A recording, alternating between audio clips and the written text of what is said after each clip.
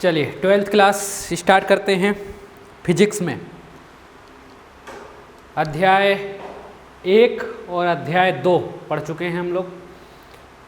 Unit 1 को 3 भागों में बांटा गया है। अध्याय 1 जिसमें आवेश के बारे में पढ़ा हुआ है, दूसरा अध्याय 2 जिसमें विभव के बारे में, विद्युत विभव या वोल्टेज और विभवांतर के बारे में पढ़ा गया है।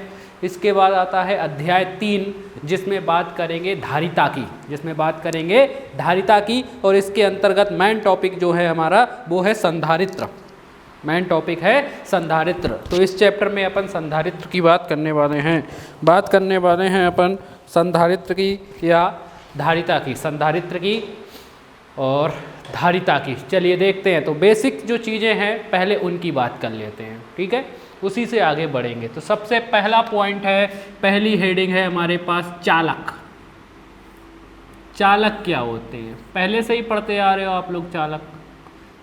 चालक पहले से ही पढ़ते आ रहे हैं।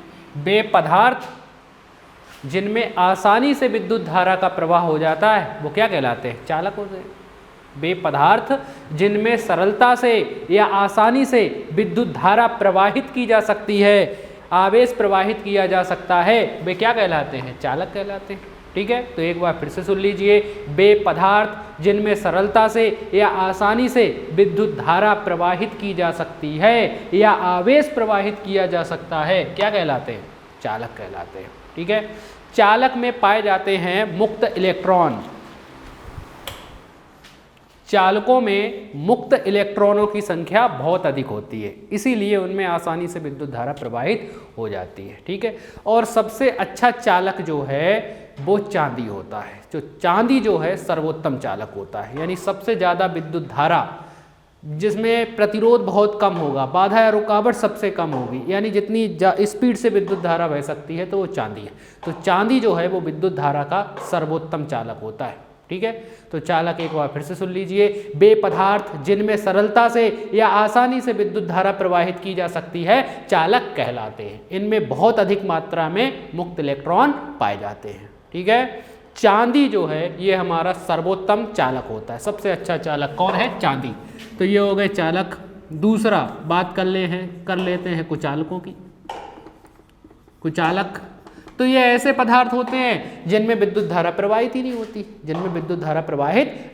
है। वे पदार्थ जिनमें विद्युत धारा प्रवाहित नहीं होती है कुचालक कहलाते हैं।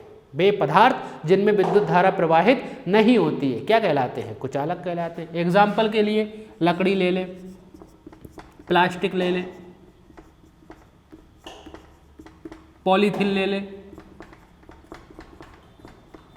और भी कई ऐसी चीज़ें हैं जिनमें विद्युत धारा प्रवाहित नहीं होती है। ठीक है, तो वे पदार्थ जिनमें विद्युत धारा प्रवाहित नहीं होती है क्या कहलाते हैं? कुचालक कहलाते हैं। इनमें मुक्त इलेक्ट्रॉन नहीं पाए जाते, इसीलिए इनमें विद्युत धारा भी प्रवाहित नहीं होती। चालकों में क्या पाए जाते हैं? मुक्त इलेक्ट्रॉन, इसलिए उनमें विद्युत धारा प्रवाहित होती है। सबसे अच्छा चालक कौन है हमारे पास? चांदी। और किस में विद्युत धारा प्रवाहित होती है? लोहा हुआ। और किस में प्रवाहित होती है?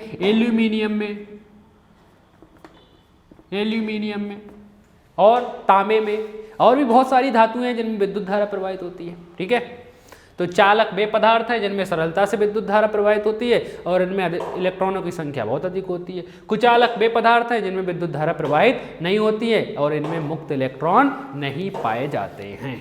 ठीक है, चलिए अब आगे बढ़ते हैं। तो ये हो गए चालक और दूसरे हो गए हमारे पास कुचालक। चलिए देखते हैं तो आगे। अब बात कर लेते हैं अपन इस चैप्टर में जो पढ़ने वाले हैं उसकी, धारिता की, कि धारिता क्या होती है।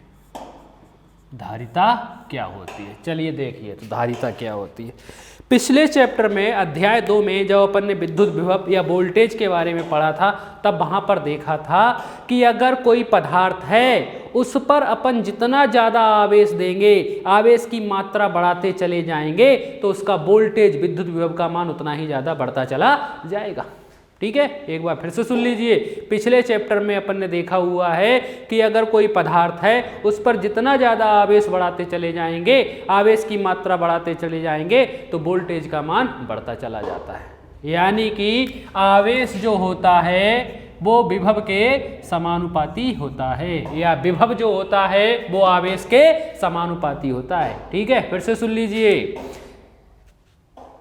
किसी पदार्थ पर आवेश का मान बढ़ाने पर, किसी पदार्थ पर आवेश का मान बढ़ाने पर उसका विभव बढ़ता चला जाता है, या किसी चालक पर, क्योंकि चालक में विद्युत धारा प्रवाहित होती है, किसी चालक पर आवेश का मान बढ़ाने पर उसके विभव का मान बढ़ता चला जाता है, यानी विभव जो होता है वो आवेश के समानुपाती होता है। तो आवेश को दर्शा रहे हैं Q से, विभव को दर्शा रहे हैं V से, तो Q समानुपाती V, Q ऐसा ही यहाँ पर समानुपाती का चिन्ह हटता है तो नियतांक आता है C, और V ऐसा का ऐसा ही।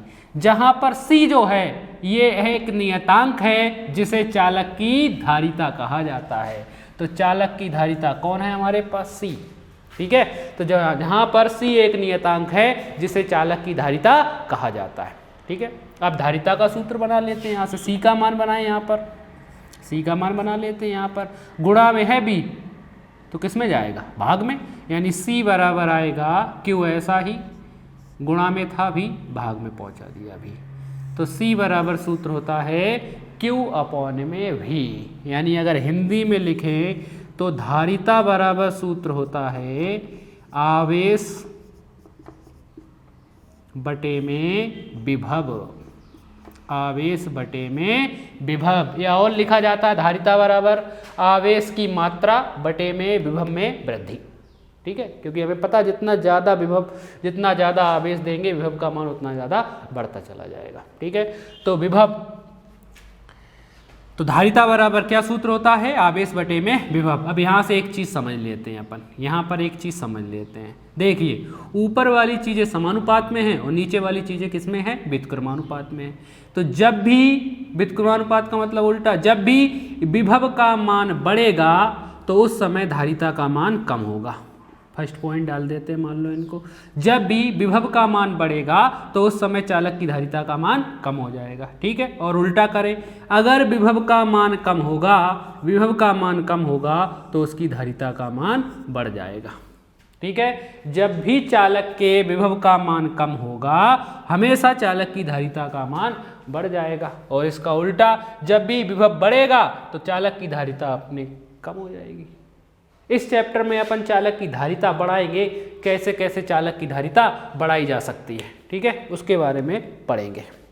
चलिए देख लीजिए एक बार फिर से धारिता क्या होती है। तो यहाँ से लिखेंगे धारिता में धारिता में लिखेंगे कि जब किसी चालक पर आवेश की मात्रा बढ़ाई जाती है तो उसका विभव बढ़ता चला जाता है। जब किसी चालक पर आवेश का मान बढ़ाया जाता है तो उसके विभव में वृद्धि हो जाती है, यानी विभव आवेश के समानुपाती होता है। विभव आवेश के समानुपाती होता है, यानी Q समानुपाती V। समानुपाती का चिन्ह हटा तो नियतांक आ गया C, Q बराबर CV, जहाँ C एक नियतांक है जिसे चालक की धारिता कहा जाता है। जहाँ C एक नियतांक है जिसे चालक की धारिता कहा जाता है। यहाँ से C का मान बना ले, गुणा में है V तो किस में जाएगा? भाग में, यानी C बराबर क्या आएगा? Q अपॉन में V। तो C बराबर क्या सूत्र होता है? Q अपॉन में V। अगर हिंदी में लिखे तो धारिता बराबर क्या सूत्र होगा? आवेश बटे में विभव। तो धारिता बराबर क्या सूत्र होता है? आवेश बटे में विभव। इतनी बात आ गई क्या समझ में? ठीक है, आगे बढ़े। अब चलिए धारिता की और बात कर लेते हैं। तो हमारे पास सूत्र है C बराबर Q अपॉन V की। C बराबर Q अपॉन V, यही है हमारे पास। कंडीशन लगा दे इसमें, यदि V बराबर 1 वोल्ट माने, V बराबर कितना माने? 1 वोल्ट। V बराबर 1 वोल्ट मान लिया, तब ये वाला मान उठाकर यहाँ रख दो, V की जगह 1 रख दे, तब C बराबर आ जाएगा Q अपॉन V की जगह कितना? 1 बटे में 1 का तो कोई मतलब ही नहीं है, यानी C बराबर आ जाएगा Q। यानी धारिता जो है वो आवेश के बराबर हो जाएगी। धारिता जो है वो किसके बराबर हो जाएगी? आवेश के बराबर। कब होगी आवेश के बराबर? जब विभव का मान कितना होगा? 1 वोल्ट। जब विभव का मान कितना होगा? 1 वोल्ट। जब विभव का मान 1 वोल्ट होगा तो उस समय चालक की धारिता किसके बराबर हो जाती है? आवेश के बराबर। ठीक है, तो यहाँ से परिभाषित कर सकते हैं इस तरीके से कि किसी चालक की धारिता उस आवेश के बराबर होती है किसी चालक की धारिता उस आवेश के बराबर होती है जो उस चालक के विभव में इकाई वोल्ट की वृद्धि कर देता है। एक का मतलब इकाई, एक का मतलब क्या होता है? इकाई। ठीक है, फिर से सुन लीजिए। किसी चालक की धारिता उस आवेश के बराबर होती है जो चालक के वोल्टेज में या विभव में 1 वोल्ट की वृद्धि कर देता है। ठीक है, चलिए ये धारिता की परिभाषा हो गई, बात आ गई समझ में। आगे बढ़ते हैं, अब मात्रक की बात कर लेते हैं। यहीं से इसके मात्रक निकाल लेते हैं। मात्रक क्या होता है देखिए, तो धारिता C बराबर सूत्र है Q/V, ऊपर है Q।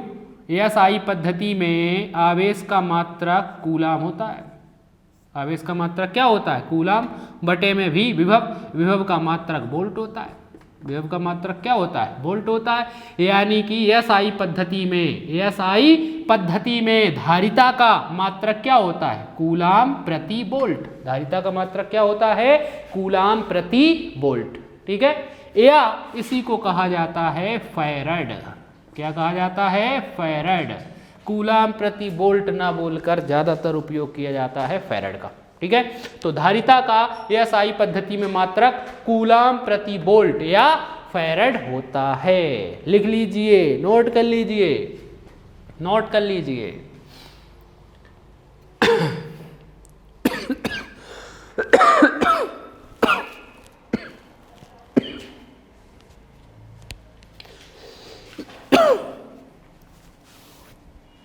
नोट कर लीजिए।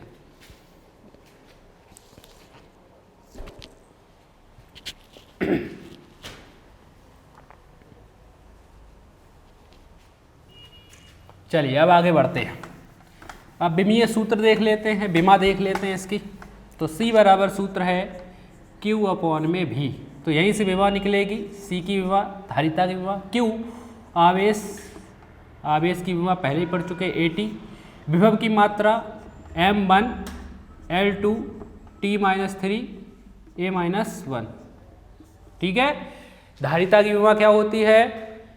AT M1 L2 T-3 A-1। ये अपन पहले ही पढ़ चुके हैं, निकाल चुके हैं। ये अपन पहले ही पढ़ चुके हैं, निकाल चुके हैं।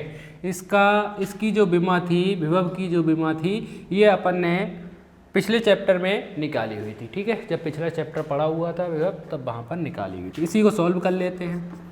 चलिए देखिए, तो ऊपर ले जाए, नीचे m की घात प्लस की 1 है, ऊपर जाके काय हो जाएगी? माइनस की 1। नीचे L की घात प्लस की 2 है, ऊपर जाके काय हो जाएगी? माइनस की 2। नीचे T की बात कर लें, मान लो पहले T की घात -3 है, ऊपर जाके काय हो जाएगी? प्लस की 3। प्लस की 3 वो और 1 ये, यानी टोटल हो जाएगी प्लस की 4। A की घात नीचे माइनस की 1 है, ऊपर जाके काय हो जाएगी? प्लस की 1। प्लस 1 ये और प्लस 1 ये, तो कितनी हो जाएगी? प्लस की 2। यानी धारिता की विमा कितनी होती है? M-1 L-2 T4 A2। तो धारिता की विमा M-1 L-2 T4 A2 होती है। नोट कर लीजिए, इतना नोट कर लीजिए, धारिता की विमा हो गई।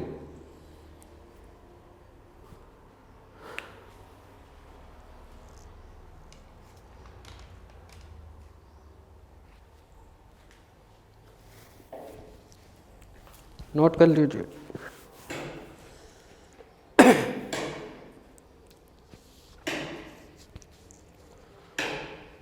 चलिए, कर लिया नोट? ठीक है, इस तरीके से विमा आप निकाल सकते हैं। चलिए आगे बढ़ते हैं, आगे बढ़ते हैं। आप किसी भी चालक की धारिता को कौन कौन से कारक प्रभावित करते हैं वो देखेंगे। किसी भी चालक की धारिता को कौन कौन से कारक प्रभावित करते हैं वो देखेंगे। तो सबसे पहले है चालक का आकार। हेडिंग डाल लीजिए, ऊपर हेडिंग डाल लीजिए, किसी चालक की धारिता को प्रभावित करने वाले कारक। किसी चालक की धारिता को प्रभावित करने वाले कारक। हेडिंग डालिए, किसी चालक की धारिता को प्रभावित करने वाले कारक। किसी चालक की धारिता को प्रभावित करने वाले कारक। तो पहला कारक है चालक का आकार। चालक का आकार, चलिए सुनिए। कोई चालक जितना ज़्यादा बड़ा होगा उस पर विद्युत विभव का मान उतना ही कम हो जाता है। क्यों? क्योंकि जब चालक पर आवेश दिया जाता है, जब चालक पर आवेश देते हैं तो आवेश जो होता है वो उसकी सतह पर एक समान रूप से बढ़ जाता है। तो जब चालक का आकार बढ़ेगा यानी क्षेत्रफल बढ़ेगा तो जाहिर सी बात है आवेश बढ़ जाएगा। जब आवेश दूर दूर हो जाएगा तो विद्युत विभव का मान अपने आप कम हो जाता है। ठीक है, अभी बताया था कि जब किसी चालक पर आवेश का मान बढ़ाया जाता है तो उसका विभव बढ़ जाता है। यहाँ पर क्या हो रहा है, चालक का आकार बढ़ा रहे हैं। अगर अपन छोटा चालक लेंगे तो उस पर आवेश का मान ज़्यादा होगा, आवेश का मान ज़्यादा होगा, उस पर आवेश का मान ज़्यादा होगा। जैसे मान लो ये कोई चालक है, इस पर अपन आवेश दिया तो ये आवेश पास पास होगा। जब इसका आवेश पास पास है, जब इस पर आवेश पास पास है तो जाहिर सी बात है इसका विभव अधिक हो जाएगा। विभव कैसा हो जाएगा, अधिक। लेकिन अब इसी चालक का आकार बढ़ा दें, चालक का आकार बढ़ा दिया तो आवेश अब क्या होगा, दूर दूर हो जाएगा। आवेश ये जो था वो दूर दूर हो जाएगा और जब आवेश का मान कम हो जाएगा तो जाहिर सी बात है विभव का मान भी कम हो जाएगा। विभव का मान कैसा हो जाएगा, कम हो जाएगा। विभव का मान कैसा हो जाएगा, कम हो जाएगा। और जब विभव का मान कम होगा, इस सूत्र से अभी पढ़ा था C बराबर Q/V से, जब विभव का मान कम होगा तो धारिता का मान बढ़ जाएगा। धारिता का मान कैसा हो जाएगा, बढ़ जाएगा। ठीक है, यानी किसी चालक का आकार बढ़ा देने पर उसके विभव का मान कम हो जाता है जिससे चालक की धारिता बढ़ जाती है। ठीक है, एक बार फिर से सुन लीजिए, किसी चालक का आकार बढ़ा देने पर उसके विभव का मान कम हो जाता है जिससे उस चालक की धारिता का मान बढ़ जाता है। ठीक है, लिख लेंगे। चलिए लिखिए, एक बार बोल देता हूँ, लिखिए लिखिए, किसी चालक का आकार बढ़ाने पर, किसी चालक का आकार बढ़ाने पर, किसी चालक का आकार बढ़ाने पर उसके विभव का मान कम हो जाता है, उसके विभव का मान कम हो जाता है जिससे चालक की धारिता का मान बढ़ जाता है। ठीक है, तो ये पहला हो गया हमारे पास, चालक का आकार हो गया। दूसरा दूसरा चालक के पास अन्य अनावेशित चालक की उपस्थिति।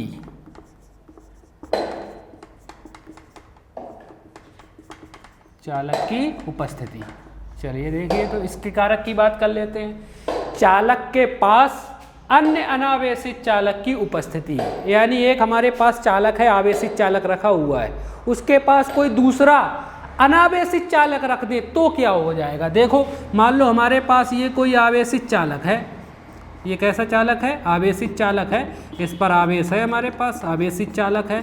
लेकिन जैसे ही इसके पास कोई दूसरा अनावेशित चालक रखेंगे जिस पर कोई आवेश नहीं है तो क्या होता है, प्रेरण की क्रिया द्वारा, प्रेरणा से इसको देखकर ये क्या करता है, प्रेरण की क्रिया द्वारा इसका कुछ आवेश इस पर चला जाता है।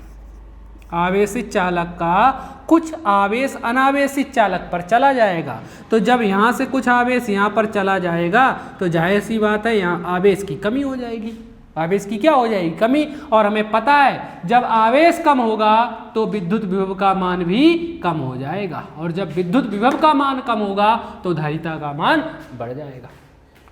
यानी कि चालक के पास अन्य अनावेशित चालक लाने पर विद्युत विभव का मान कम हो जाता है जिससे चालक की धारिता बढ़ जाती है। ठीक है, एक बार फिर से सुन लीजिए, चालक के पास अन्य अनावेशित चालक लाने पर, चालक के पास अन्य अनावेशित चालक लाने पर विभव का मान कम हो जाता है, जिससे चालक की धारिता बढ़ जाती है। ठीक है, लिख लिया। चलिए लिखिए चालक के पास अन्य अनावेशित चालक